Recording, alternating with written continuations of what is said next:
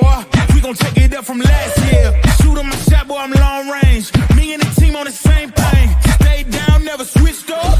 Only thing changed was the game. I'm in the zone now. Nothing can change what we on now. When I pull up, know it's going down. Foot on the gas, ain't no slowing down. Aiming for greatness, no settling. Kick down the doors, they won't let me in. Taking no L's, yeah, I gotta win. Watch me kick down the doors, they won't let me in. Who running the game now? Foot on the gas, can slow down. No, my team, we holding it down. We know we running it now. Watch the game change. Watch the game change. Watch the game change. Watch the game change, yeah.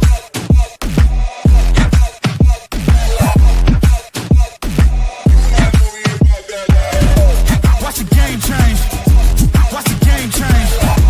Watch the game change. Watch the game change. I do not gamble, but bet on me. Tell them that's life, yeah, it's still la vie. I'm taking a shot for my enemies. I can't waste no more time on my energy. I know they know I got it on lock. Go against me, that's a long shot. Cause I'm counting wins all around the clock. Never doubt me, boy, I don't stop. Who do you feel when they make you the monster? I am not scared of none of you imposters. Taking the lead now while they watching. Think you should leave now while the option. Taking no L's, yeah, I gotta win. Watch me kick down the doors, they won't let me in. I'm running the game now. Foot on the gas, can slow down, no.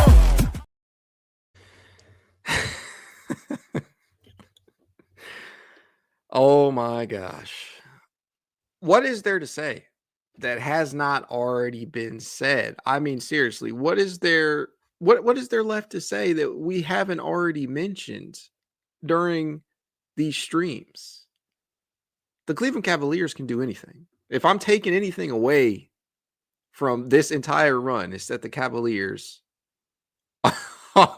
they're just, it's beautiful, man. It's beautiful basketball, even when it's not. They find ways to win games. People step up when you don't expect them to or when you need them to. It's just beautiful. It truly is. And you know what? I got to kick the podcast off with a bit of a dramatic sense. I guess so. Today was not a good day. I rarely like to put my personal life and my podcasts, you know, I barely like to intertwine those two. But today was not a great day, guys. Just from a personal perspective. The company that I work for, I work in early childhood education on the tech side. I'm a help desk engineer. The company that I work for laid off 28 people today. I had played a role in that because I had to deactivate a ton of accounts. I had to deactivate a ton of devices, and I had to ship some shit out to get said devices back. I felt horrible. I was waiting on this game all night long because I just felt so terrible about what was happening. The Cavaliers, our favorite team, much like many of our favorite sporting franchises, have this innate ability to just take our mind off of shit, man. 2.5 hours, 3 hours tops of just forgetting about real world problems. Today was one of those days, guys. This Cavaliers team, with their 144 to 126 game win over the Chicago Bulls, extended their streak to 14 games. Something that I don't think anybody in their wildest dreams would have felt that was going to be a possibility entering this season. And here we are.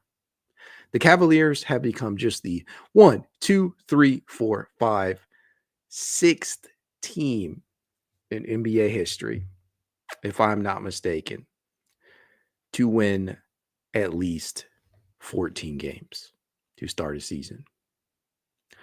Almost all of those teams have gone on to the NBA Finals. I think the Cavaliers might be destined for greatness. I'm telling you, man. It's just something about this team. No Evan Mobley tonight. No Sam Merrill tonight. Still no Max Strus. And they still find a way to win games. It's crazy. Yes, Donovan Mitchell led the way. He was absolutely phenomenal tonight. Just something about Chicago. Something about Chicago, anytime he plays these guys, he just, I don't know, he must just see the red colors and just go right on after him, because he dropped another big game tonight. 37 points, 7 rebounds, 4 assists, 12 of 23 from the field, including 7 of 13 from three-point distance. This dude went absolutely ballistic tonight. This is coming in a season where we have often mentioned Donovan Mitchell with the words taking a step back and letting, just letting other guys get theirs, right?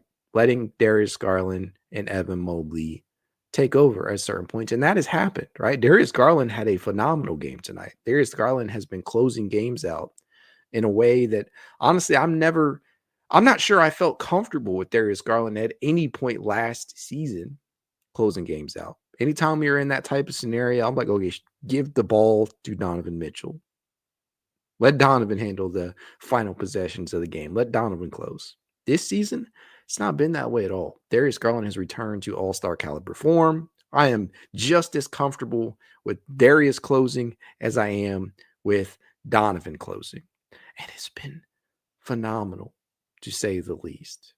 I mean, there are not many words that I can use to describe the joy that I feel with our starting backcourt doing this type of shit. I think those two alone, our backcourt combined for, if I'm not mistaken, if my math is correct, and I am shitty at math, I think they combined for 66 points tonight. I mean, what do you do? Combined for 66 points and 11 triples. How about that? And yes, this is a Chicago Bulls team that absolutely nobody thinks is going to do anything this year, but they've been a pleasant surprise, and they do some things very, very well. I mean, you can't just shrug them off as just any old team out there, because there are definitely things that the Chicago team that stands out. First of all, they're first in pace. They will run people off the floor in terms of their pace of play. They play at 104.9 in terms of pace. So they generate a ton of possessions. They attempt a shit ton of threes, 41.1 to be exact. That is 5th in the entire NBA. They shoot pretty damn efficiently on that shot too, despite what some people might make you believe. They are actually 10th in the league in terms of three-point percentage, entering tonight at 37.1%. They grab a ton of rebounds. They're 5th in the NBA in that regard, 46.6. They get out on the fast break and generate a ton of points in that regard. 17, that's 10th in the NBA. They drive a shit ton. 55.1 drives per game this team does. 5th in the NBA. Catch and shoot opportunities might be one of the most impactful things that they do, right? Something that absolutely kills opposing teams trying to defend the three-point line, much like we saw the Cavaliers struggle with tonight. We'll talk about that in a minute, but they are second in catch and shoot points, 37.9. They do things like that very, very well. They're not necessarily world beaters by any sense. They entered tonight with the 5-7 record, if I'm not mistaken. But man, oh man, one thing they do very, very well is shoot that damn three ball. And if you don't run them off of it, if you don't close out properly, if you don't rotate, it hurts. It definitely hurts. And you saw that hurt the Cavaliers, especially in that second quarter. That was an ugly ass second quarter. I've tried to be as optimistic as I can about every one of these games, but I tell you, that second quarter about made me want to pull my locks out, because that shit was ridiculous. Entering halftime, the Cavaliers had allowed Chicago to shoot 52% from three-point range. They drilled 13 triples heading into the half. Now, we know they attempted a lot. Like I said, 41.1 per game. But you allow them basically to get most of the way there in terms of attempts by that halftime.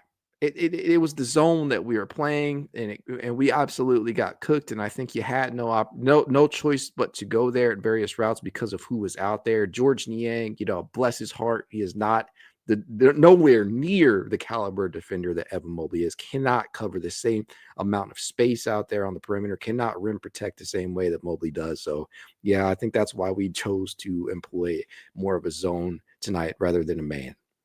I get it.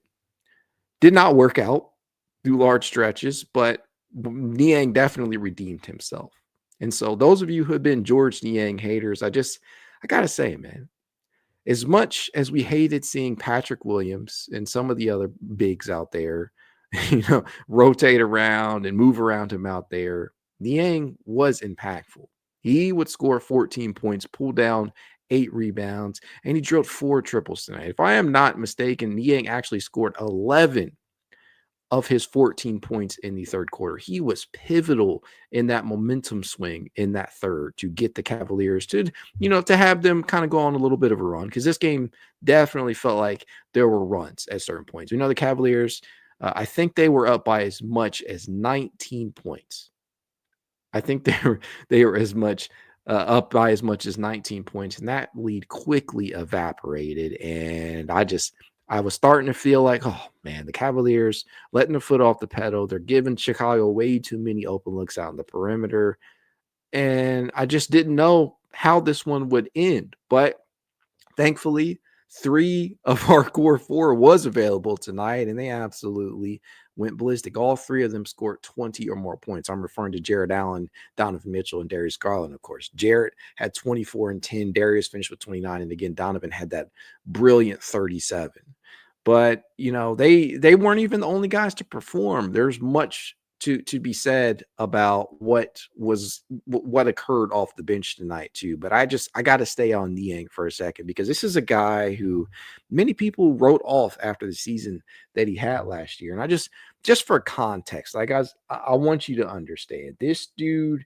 He came into the season very much in shape compared to where he was last year.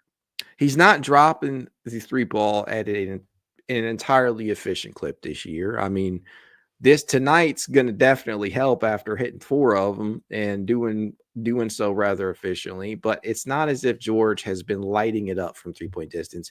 But what he has been doing is scoring very, very effectively and efficiently, might I add, inside of that 3-point line. It's a key reason why he entered tonight, averaging 46.8% from the field, despite shooting 32% from 3-point distance. And a huge reason for that is his 2-point field goal efficiency. He entered tonight completing 74.1% from 2-point distance on his 2-point field goals, basically.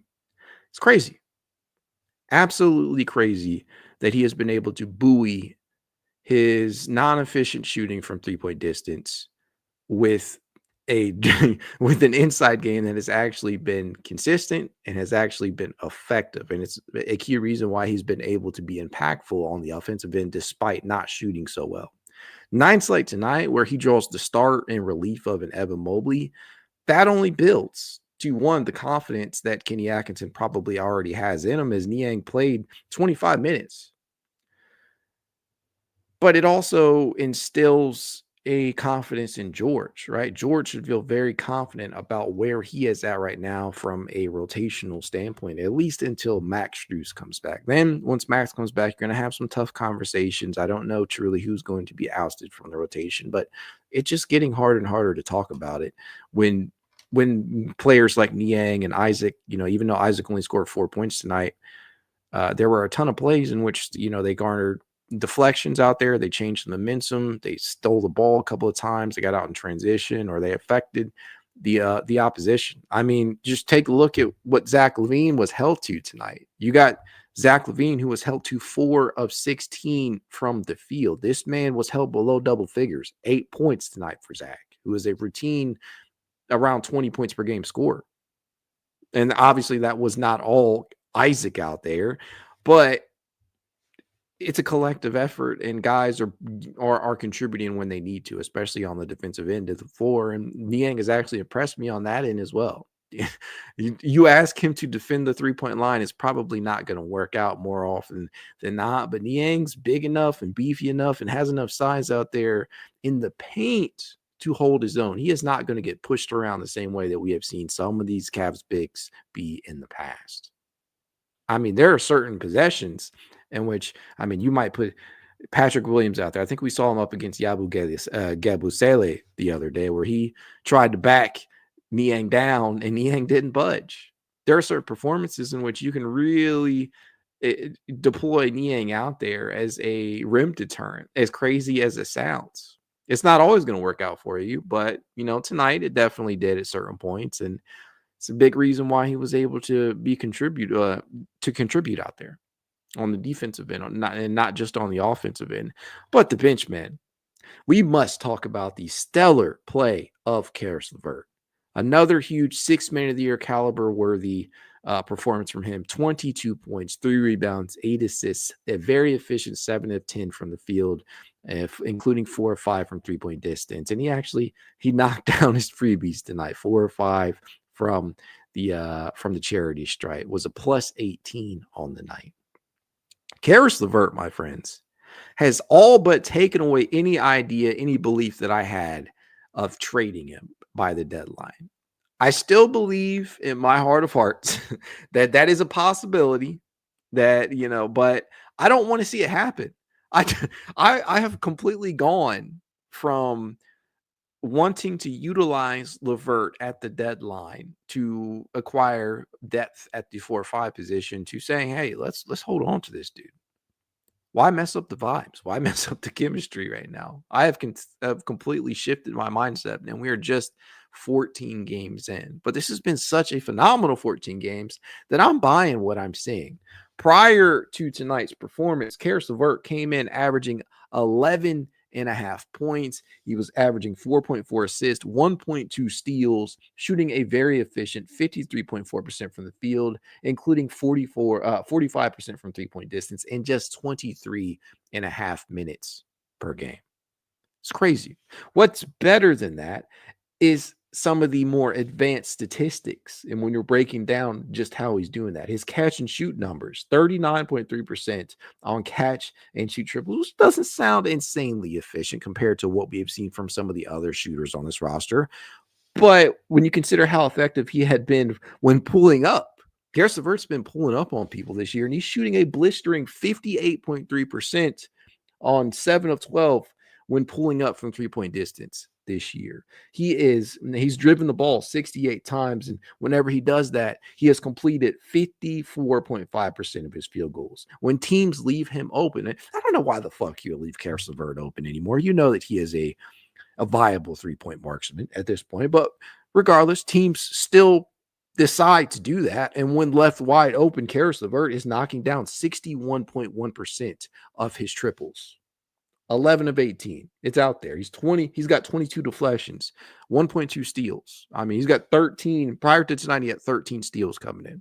This dude is contributing on both ends of the floor. And then you saw the facilitation once more, something that we have become accustomed to seeing from Caris LeVert in his time in Cleveland. If they need him to function as a primary ball handler, if they need to ask him to go out there and facilitate, he can do that, whether it be lobbing to Evan or Jarrett out there or dump off passes. That's something that Caris is very good at. Whenever he's driving towards the rim, he'll find one of them bigs down there for a dump off pass, and it'll be beautiful.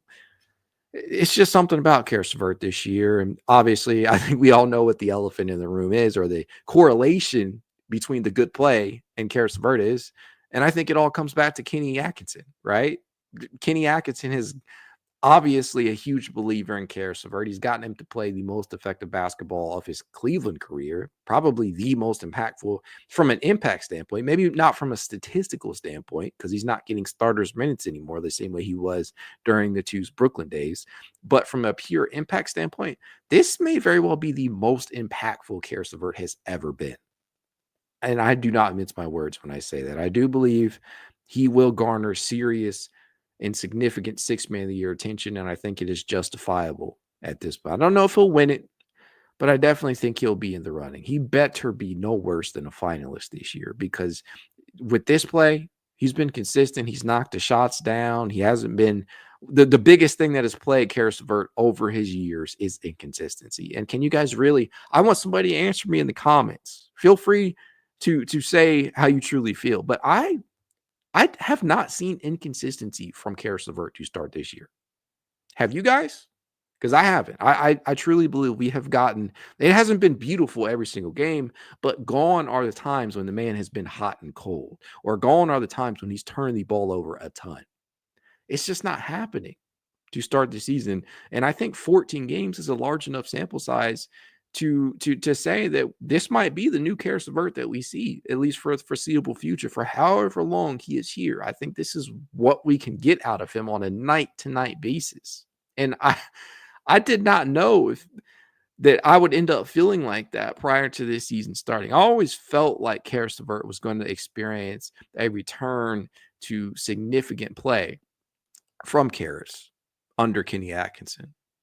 But it never felt like Caris was going to start playing like a 6th man of the year candidate all of a sudden. I mean, yes, he played like that. I guess you can say he technically played like that last year, but there were definitely moments of inconsistency last year too, buoyed by explosive performances. But it feels like one impactful performance after another this year. Richard Hacker says, not one off game. Each game he does something that contributes. Absolutely. Even if he's not giving you a ton of point production, he's moving the ball. He is out there playing some hellacious defense. I mean, he does so many little things that have become underappreciated from him. And you just got to give him his props for that. The other 6th man of the year caliber player that we employ off of our bench is Ty Jerome. 7 points, 4 rebounds, 4 assists for Ty, 3 of 8 from the field in his 19 minutes of action. And I thought Ty has some really good plays tonight that contributed to winning basketball. He's another player that is likely to, experience his fair share of games in which he legitimately looks like the best player off of this bench. And that is not something we could have said last year, to have 2 guys like that that are capable when given the minutes to be 6th man of the year. It's crazy. It's insane. And we even got to see Craig Porter Jr. and Tristan Thompson tonight. Granted, it wasn't beautiful at points. There was a specific lineup. I need to see if I can pull it up. But there was a specific lineup out there where I think it was Craig Porter Jr., Ty Jerome, Donovan, Caris, and Double T, with Caris LeVert playing the 4. Now you can definitely place Caris LeVert at the floor. He can play small ball 4 at certain points. It's something that he has done throughout his career. Not something you really want to lean on too often, but it's definitely something that he is capable of. Right, last season for Cleveland, he played 5% of his minutes at the 4. This year, prior to tonight, it was at 2%. It's theoretically possible for him to do that. He has the size, he has the versatility to give you minutes at the 4, especially if you don't have Evan Mobley available and you just need to lean on your depth. You can do that, but it was not a good lineup. I started off feeling like, hey, this actually works because Ty, he's versatile enough. He's got the size to play the 3, which is true because we've already seen Kenny give us some lineups with DG, Don, and Ty. We've already seen that happen a couple of different times. And then when CPJ was out there, I'm like, okay, that functionally, theoretically on paper, it works because he's a solid rebounder and he doesn't take too much shit defensively, despite being undersized at certain points. But it just was not working. That lineup was not working. Kenny saw that early and he managed to pull that lineup very quick in that second quarter when things just kind of slid downhill very fast. And then Kenny reinserted Darius and Jarrett and kind of steadied the ship a little bit, but a lot of that damage was done. And that 19-point lead that they had just evaporated very quickly. And so you needed big time performances from your stars to win this one. And that's exactly what happened, man. It's not every night that you're going to get performances like this. So you do have to truly soak it all in, as I believe John Michael said on air. But 14-0 has just such a lovely ring to it. The Cavaliers, certainly in my eyes, have an opportunity to seriously go 20-0 if they can get past Boston. That to me it's within reach. I fear nobody in this Eastern Conference. Boston is the closest thing to a threat in my eyes. And November 19th, which is just in 4 short days as of recording this, that will be by far the biggest test of the season for this Cleveland team, especially knowing what we know about them in terms of their perimeter defense, Boston could absolutely torch them. I got to keep it a buck, man. If they don't defend the perimeter the way that we know that they are capable of, Boston could torch them from 3-point distance. We're talking about a Boston team that attempts over 50 fucking threes a game. They attempt 50.4 threes per contest. That is by far tops in the NBA by a wide margin, 6 to be exact. The next closest team is Charlotte, who attempts 44.9, and they're effective at doing it too. They shoot they're 11th in terms of 3-point percentage at 37.3%. Now, if you're shooting 50 threes per contest and you're still managing to knock down around 37, 38%, that just tells you how fucking good you are. It's crazy at doing that. They have so many good shooters over in Boston. And if Cleveland plays perimeter defense like they did tonight, that one could be ugly. So we need to see them step it up on that end. We need to see them step it up on the glass as well. We cannot go into contests wondering if we're going to be beaten in that regard. And thankfully, tonight Cleveland was able to win the rebounding battle 40-36. But man, this is still a legitimate concern to me. I don't know about you guys, but this is a legitimate concern to me. The ability to rebound the basketball. And yes, tonight's numbers were definitely impacted by not having Evan Mobley out there, but I really need to see some big rebounding totals. Thankfully, George Niang was able to pull down 8. Thankfully, Donovan Mitchell stepped up on the glass at 7. Jarrett Allen. Jarrett's really not even a issue in that regard. He's I believe he entered tonight 10th in overall rebounding in the league. He pulled down 10 more rebounds tonight, and I mean, he came into this game averaging 13.3 points, 10.7 rebounds, and 1.2 blocks. He's been efficient as fuck, 63.9% from the field. He's knocking down 71.4% of his free throws, and he's doing that in under 30 minutes of action. So it was really nice to see him having a solid performance tonight. That as Dr. Claw 77 down says, Jarrett Allen and back to form, big block on Giddey. Yeah, I posted that over on Twitter for those of you guys who may not have seen the game, or just go check out the highlights. Jarrett Allen, man, whenever he has one of those blocks like that, he just fires up the entire arena. It is exceptional the way that he is able to turn the water off. And there was a couple of possessions in which you saw Jarrett Allen challenge Zach LaVine at the rim and completely affect his shot. And that was one of the biggest reasons why LaVine was not able to get his shot going, is whenever he drove in, there was a big body waiting for him there in Jarrett Allen. And I loved it because Jarrett is another one of these guys who I feel is just so underrated. Charles Barkley, I believe, not too long ago, called him the Cavs' second best player. Now, there was real validity to that last year, considering the year that Darius Garland had and the general fact that Evan Mobley was not available for large portions of the season last year. But you can make a legitimate claim that Jarrett definitely was the Cavs' second best player last year. And this year, he's kind of taken even more of a step back in terms of touches, as we've kind of seen him cede touches to Evan Mobley in that front court, and we've seen Darius Garland get more touches. But that does not by any means mean that Jarrett Allen got worse all of a sudden. He had a couple of games where you could clearly tell that the legs were tired. And how would they not be, right? This team has played so many damn games within a short stretch of time, and they've come out victorious every single time, despite Jarrett maybe not living up to the expectations that he has set for himself. But yes, Jarrett Allen tonight paints another portrait for why Jarrett is who we think he is. 24 points, 10 rebounds, 11 of 15 from the field, 2 big blocks, 3 steals. We're not talking enough about the steals from this team, man. Holy fuck. This team gets so many steals. Did our guy, Ty Jerome, garner another steal tonight? No. I hate it. No. 18 steals for Ty Jerome on the season. But yeah, these dudes, man, they are deflecting everything out there. They're stealing the ball a ton. Donovan had another steal tonight. Jarrett had 3, like I mentioned. Darius had 1. Okoro had 2. Niang had a steal. I mean, it was everywhere. Dean Wade had 3 steals. Oh, you want to talk about big steals? Dean Wade, there were multiple possessions in this game in which Dean Wade, who managed to contribute just 5 points and 3 rebounds, and went just 1 of 5 from the field tonight. Oh my gosh. Dean Wade's deflections out there, Dean Wade's steals, they were so timely. They were big, like impactful points during the game.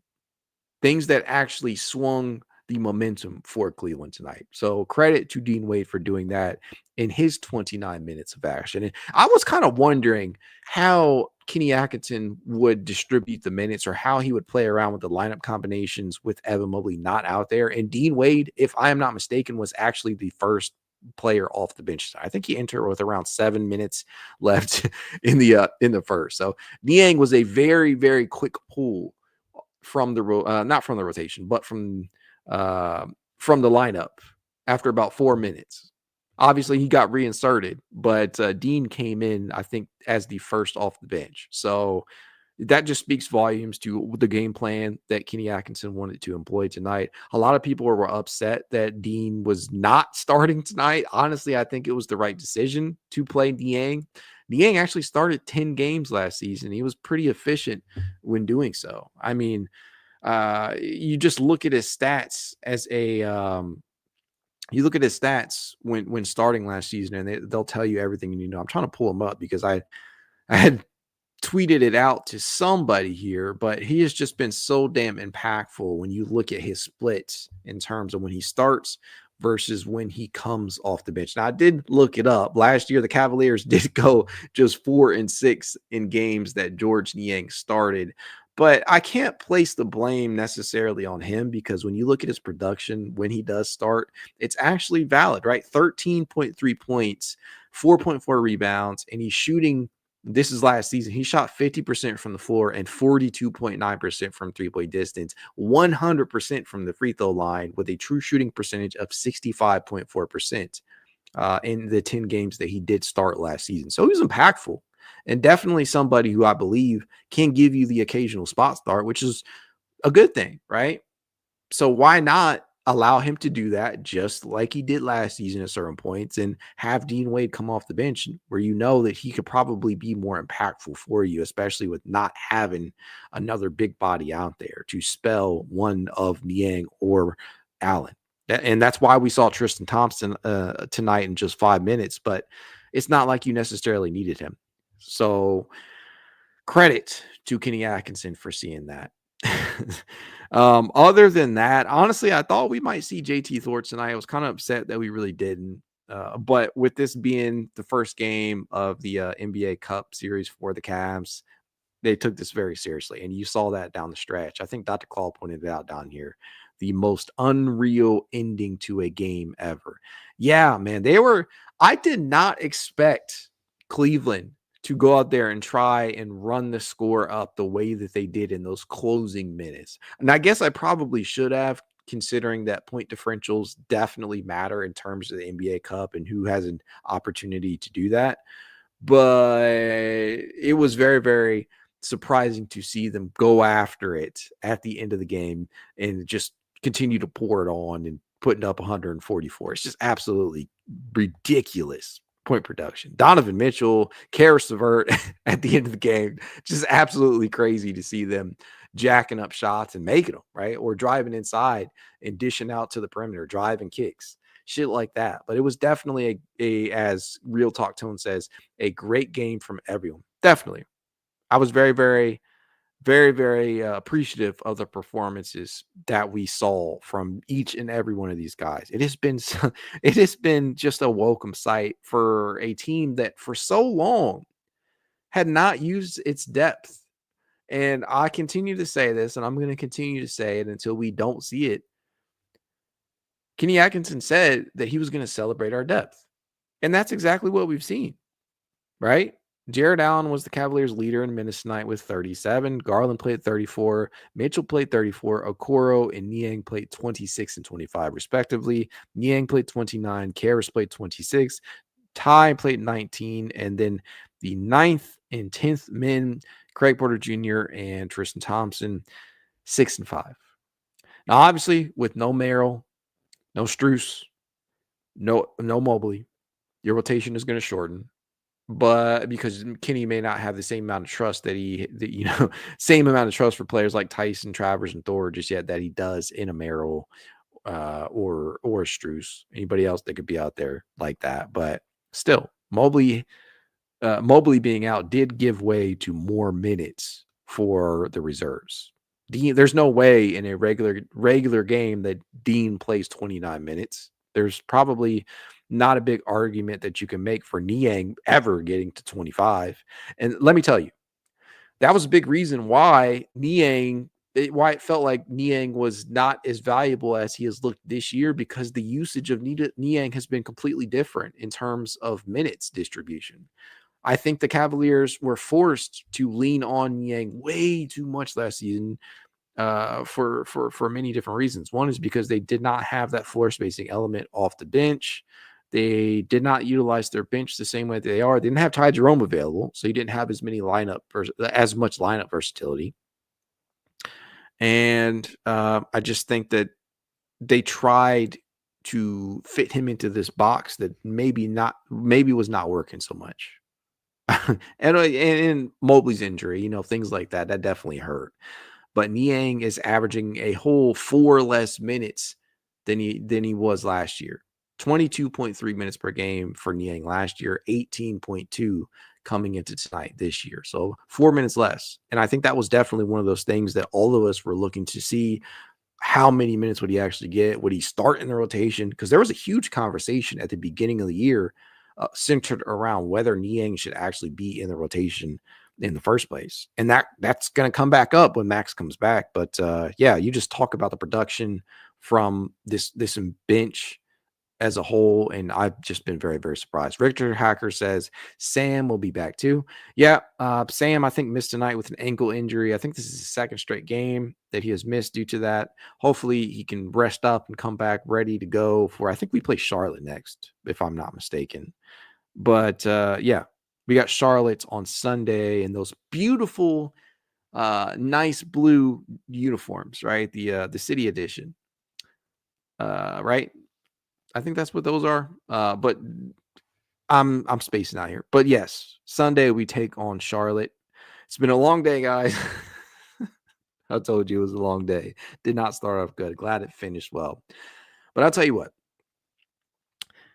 There's a fight coming on tonight that I very much would like to see between Mike Tyson and the Paul brother. And I'm gonna get off of here because I have to see that.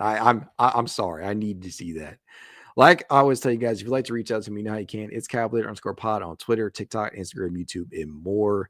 If you'd like to be added to the It's Cavalier Discord chat, you know what to do. Leave a rating, leave a review, send a screenshot of said review to itscavalier53@gmail.com, and I will send you an invite. Wherever you're watching, make sure to head over to YouTube if you're not already there and hit that like button. You don't know how much you're helping your boy out. And if this is your first time watching, whether it be on X or YouTube, make sure you hit subscribe. You never know what you're going to miss. I have now gone live 14 times after these games. And guess what? We have gone 14-0. I'm not tooting my own horn or anything. I'm not saying that I'm a good luck charm or anything, but the shoe fits.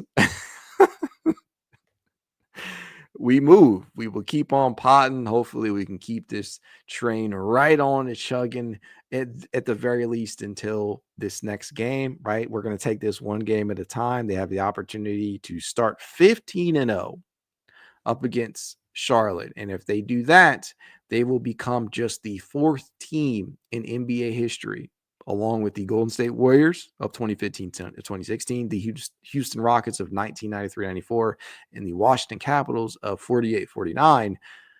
God damn, that's a long time ago. They will become just the 14th team, or not 14th. They will become just the 4th team in NBA history to start 15-0 if they can beat Charlotte. And if they do that, they will join an elite group of teams that has each made the finals. I think that's a great place to leave it at. Go Cavs.